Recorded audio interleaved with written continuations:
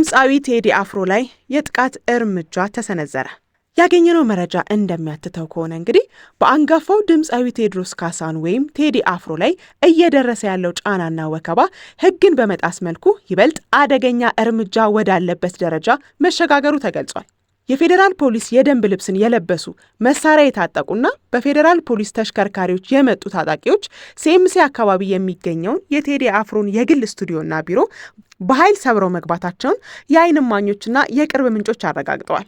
ይህ ህገወጥ የኃይል እርምጃ እንግዲህ የተፈጸመው ትላንት ከምሽቱ 3 ሰዓት አካባቢ መሆኑ የታወቀ ሲሆን ታጣቂዎቹ ወደ ስቱዲዮ ጥሰው በመግባት የህንፃውን ጥበቃ በከፍተኛ ሁኔታ መደብደባቸው ተገልጿል። የህግ አማካሪ አካላት እንግዲህ በመደበኛው የህግ አግባብና የፍርድ ቤት የብርበራ ትዕዛዝን ወደ ጎን በመተው በምሽት የዜጎችን የስራ ቦታና የግል ንብረት በኃይል መስበራቸው የሀገሪቱን የፍትህ ስርዓትና የዜጎችን ደህንነት ክፉኛ ጥያቄ ውስጥ የሚከት ድርጊት እንደሆነም ገልጸዋል።